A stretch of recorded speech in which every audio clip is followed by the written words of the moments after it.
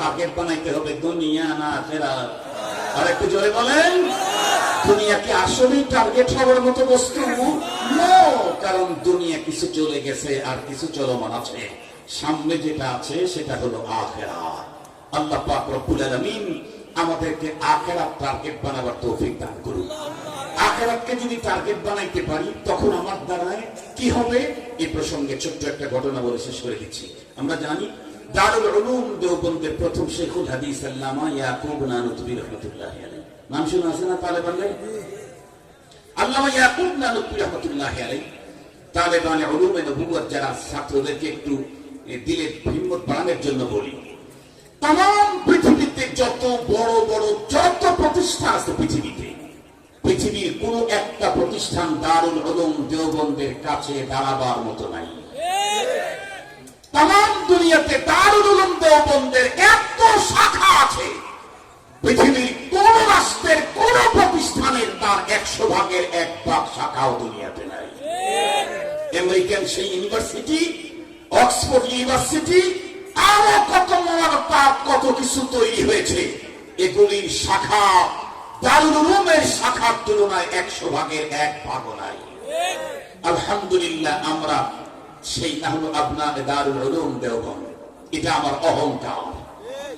এই দারুল উলুম দেওবন্দের প্রথম শাইখুল হাদিস আল্লামা ইয়াকুব নানুতুবি রাহমাতুল্লাহি আলাইহি কোন একদিন দিনের বেলায় বয়ান করতেছিলেন। বয়ান বড় সুন্দর হয়েছে। শ্রোতা মণ্ডলী হুজুরের বয়ান শোনার কারণে প্রত্যেকে তার ভক্ত অনুরাগী হয়ে গেছেন। বয়ান শেষ করে দিয়েছেন, আসরের সালাতের আযান হয়ে গেল। যেই মাত্র আসরের সালাতের আযান হয়ে গেল তখন হুজুর স্টেজ থেকে বের হয়ে নামাজের দিকে রওনা করবেন, কিন্তু মুসল্লিদের উপচে পড়া ভিড়, হুজুরের সঙ্গে মুসাফা করতে চান। হুজুর প্রত্যেকের সঙ্গে মুসাফা করার জন্য সময় দিচ্ছিলেন। সময় দিতে দিতে না করতে করতে বন্ধুরা আমার একটা পর্যায়ে এমন হয়ে গেল, হুজুর মসজিদের ভিতরে ঢুকলেন, ওযু হয়তো হুজুরের ছিলই, নামাজে শামিল হলেন, কিন্তু ততক্ষণে তাকবীরে উলা চলে গেছে। এই অবস্থায় উনি আসরের সালাত কমপ্লিট করলেন জামাতের সাথে। সালাম ফিরানোর পর হুজুরের ভিতরে অসুস্থতার ভাব দেখা গেল। না যতই সময় ঘুমায় যায়, যতই মুহূর্ত পার হয়, ততই বন্ধুরা আমার আল্লাহর ওলি শরীরের ভিতরে চূড়ান্ত অসুস্থ এবং অসুস্থতা ভাব। এটা দেখার পরে মাহফিল কর্তৃপক্ষ বড় বিচলিত হয়ে গেলেন, এদিক ওদিক ছুটাছুটি করতেছিলেন। একটা পর্যায়ে হুজুর লক্ষ্য করে দেখলেন কর্তৃপক্ষ বড় মুনতাসির। জিজ্ঞাসা করলেন, তোমরা এমনটি করো কেন? উনি তখন উত্তর করলেন, তারা উত্তর করলো, হুজুর আপনি সুস্থ মানুষ, আসলেন অসুস্থ হয়ে গেছেন, আপনাকে সুস্থতার ব্যাপার নিয়ে আমরা এমনটি করছি। উনি বললেন, কেমনে তোমরা আমাকে সুস্থ করবে? ওরা তখন উত্তর করলো, হুজুর কোন বিজ্ঞ দক্ষ এক্সপার্ট হাকিম অথবা তাবিবকে আমরা নিয়ে আসবো। হুজুর বললেন, না না, তামাম দুনিয়ার সকল ডাক্তার আর হাকিমকে নিয়ে আসলে আমার এই অসুস্থতা দূর হবে না। আমার অসুস্থতা দূর হবে তখন আমি মাগরিবের নামাজ আদায় করেছি কিন্তু তাকবীরে উলা পাই নাই।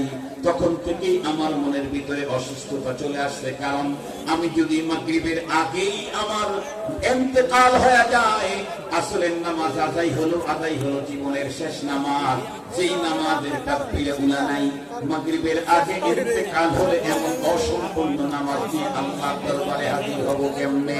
তাই আমার ভিতরে অশান্তি চলে আসে।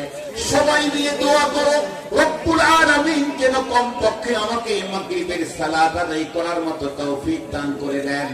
আমি যদি মাগরিবের নামাজটা তাকবীরে উলার সঙ্গে মুকাম্মাল করতে পারি, তখনই আমার অন্তরের এই অস্বস্তিটা দূর হয়ে যাবে।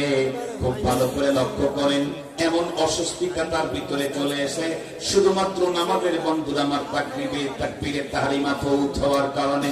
কারণ ওনার তো টার্গেট হলো আখিরাত তার অনেকটাই নষ্ট হয়ে গেছে। এই কারণে আমার টার্গেট হলো দুনিয়া। এ কারণে আমার লক্ষ কোটি টাকা যদি কখনো নষ্ট হয়, তখন আমি হার্ট ফেল করি, সেন্সিয়ার হয়ে যাই, আমি অস্থির হই, আমি অসুস্থ হই, আমাকে হাসপাতালে নেওয়া লাগে। কিন্তু আমার দিন যদি 100% শেষ হয়ে যায়, তারপরে আমার ভিতরে কোন রকমের ভাব প্রভাব ফেলে না। কারণ হলো আমার টার্গেট দুনিয়া, ওনার টার্গেট আখিরাত। আমরা যদি আখিরাত টার্গেট বানাইতে পারি, আমি আখিরাতকে টার্গেট বানানোটাই আমাকে ফজরের সালাতে ধাক্কায়া তাকবীরে উলার সঙ্গে ফজরের নামাজ আদায় করায় দিবে। শুধু টার্গেট বানাইতে পারলে কেন? প্রতিটি মানুষ তার টার্গেটে পৌঁছার জন্য জীবন বাজি রাখে। এটা সাইয়েদনা আদম আলাইহিস সালাম থেকে শুরু করে কিয়ামত পর্যন্ত মানুষের এই স্বভাব চলতেই থাকবে। প্রতিটি মানুষ তার টার্গেটে পৌঁছার জন্য কাউকে খুন করে, কাউকে গুম করে, কারো সম্পদ লুণ্ঠন করে তার টার্গেটে পৌঁছার জন্য। সঙ্গত কারণে আমি যদি আখিরাত টার্গেট বানাই তাহলে আমি সব ধরনের অপরাধ থেকে মুক্ত থাকতে পারবো, কারণ অপরাধ মুক্ত জীবন আমার টার্গেটে পৌঁছিয়ে দেয়। মুহতারাম হাজিরিন, আমি আমার আলোচনা এখানে শেষ করে দিচ্ছি। কি আলোচনা করলাম, কি মেসেজ আমি আমাকে দিলাম, আপনাদেরকে দিলাম? এক কথায়, দিন যত ঘটতেছে আমাদের ভিতরে দুনিয়ার মোহ আর প্রেম বেড়েই চলছে। অথচ আমাদের অন্তরে কিসের প্রেম ঢোকা দরকার ছিল? আখিরাতে। এই আখিরাতের প্রতি আমাদের মায়া মোহ মহব্বত ভালোবাসা তৈরি করতে চাইলে আমাদের টার্গেটটাকে চেঞ্জ করতে হবে। আমাদের বর্তমান টার্গেট হলো দুনিয়া, টাকা। আমাদের টার্গেট বানাতে হবে আখিরাত আর নেকি। এই টার্গেট বানাতে পারলেই আমার এই টার্গেট আমাকে 24 ঘন্টা, এখন যেমন খতিব আমাকে ধাক্কাচ্ছে গুনাহ ছাড়ার জন্য, নেকি ধরার জন্য, আমি যদি আখিরাতকে টার্গেট বানাই আমার ভিতরটা আমাকে 24 ঘন্টা ধাক্কাবে গুনাহ ছাড়ার জন্য, নেকি ধরার জন্য। আর সবাই যদি গুনাহ ছাড়ি, নেকি ধরি, তাহলে দুনিয়াটা ওই জান্নাতের আগে দুনিয়ার এই সংক্ষিপ্ত জীবনটাও হবে একটা স্বর্গরাজ্যের মতো। আল্লাহ তাআলা আমাদের প্রত্যেককে আলোচিত কথা বুঝবার, এর উপরে আমল করবার তৌফিক দান করুক। ওয়া আখিরু দাওয়ানা আলহামদুলিল্লাহি রাব্বিল আলামিন।